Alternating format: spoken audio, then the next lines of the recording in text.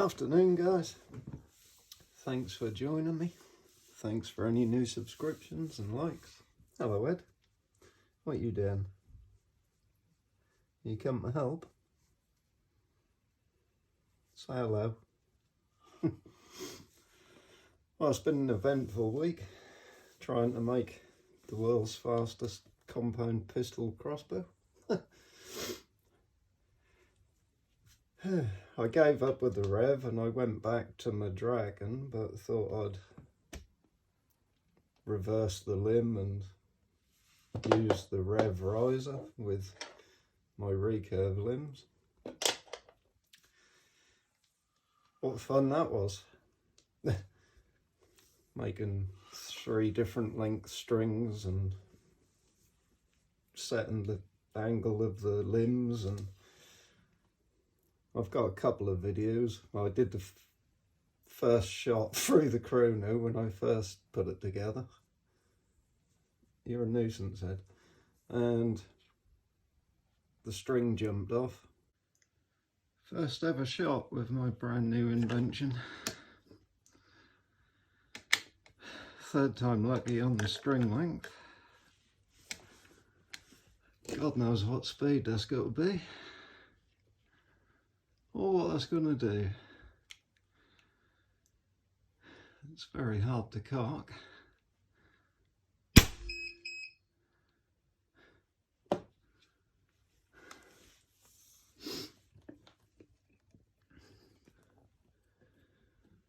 And the string jumped off the cam.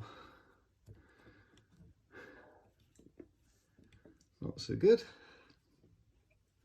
Oh well, back to the drawing board.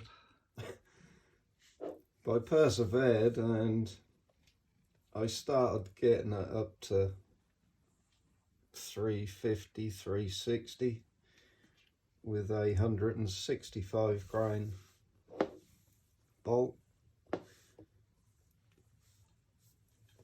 And then disaster struck and I broke 3 of my limbs.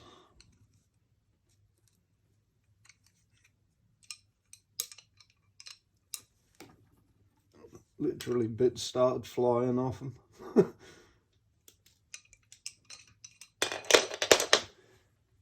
Yeah. But when I fitted them to the dragon riser,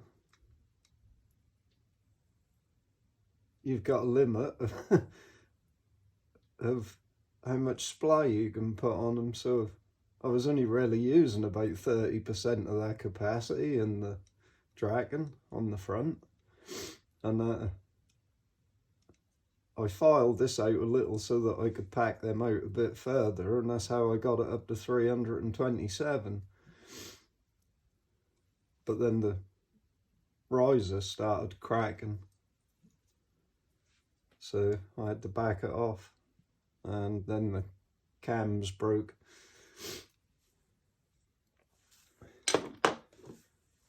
So the body of the dragon is a lot longer than the body of the rev, so that gives you a lot longer stroke. And I ended up making a 575mm long string for it, but that was so damn hard to cock and the string was so long that weren't really working out. So I went back to the rev and put that back together last night, and I've fitted all the housings with bushes and shims, so there's no play anywhere. There's no up and down movement, there's no play anywhere. And packed the back out a bit and started getting the power up again, and put some rubber in there to dampen it, because that was so noisy. And I actually started getting it there. I got my new hold down on it, that bullseyes all the way, and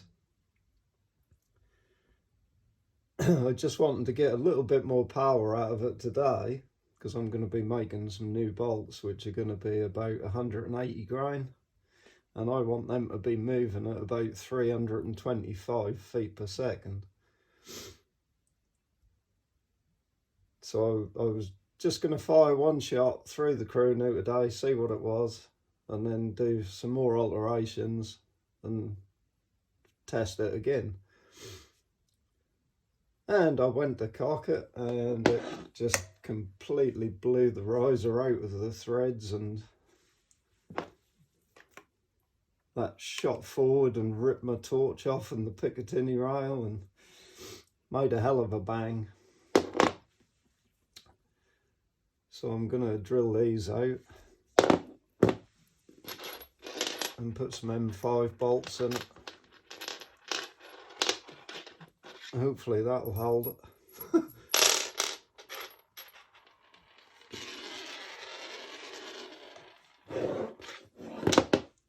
And hopefully soon we will have a supersonic rev that can do what they say they can do, because there's no way on earth that these can do 420 feet per second. Because when you start getting to 350, 360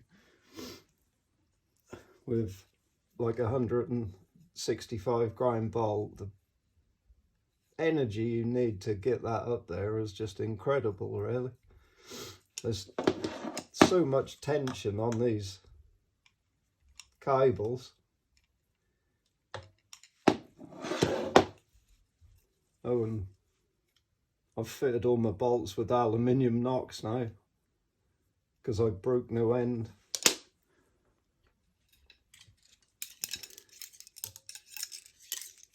I had to shorten these two to the same length as the supersonic one, because that smashed the knock straight down the end. So I've shortened them and fitted aluminium nocks. These now weigh 150 grain, and the supersonic one now weighs 145, and that's as lower weight as I can go in this. I really don't like it if you go 130. That sounds like a dry fire, and no, I don't like it. But yeah, the aluminium nocks, I've filed the half moons in them and refletched them all, and they're working an absolute treat. And this hold down was as accurate as anything. I was getting about a 3-inch group without it, and now they're all in the bullseye. I'll do another video on that when I get it all back together.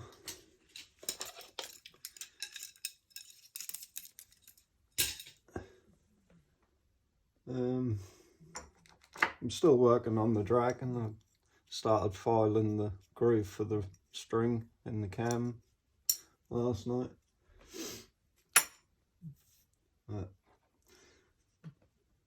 This first roller hold down I made for the Dragon, which I've got on eBay, as I was trying to explain on there, where your side cables come through this, there's so much tension on them that I was actually splaying these apart, and it had spread about that much, and it went down to about 228 feet per second, and I had to put this in the vise and nip it back up, but that stopped it, and that kept the speed even. So that's worthwhile doing on the Dragon or the supersonic, because there is an incredible amount of energy and tension in these cables. It's unbelievable, really. So yeah, hopefully that's the last weak point that I'm gonna find, unless the next thing, the limbs crack. That's a possibility, but we'll see. And I'll keep you updated. and I'll show you how well this works with and without when I've drilled and threaded these. It just completely ripped them out.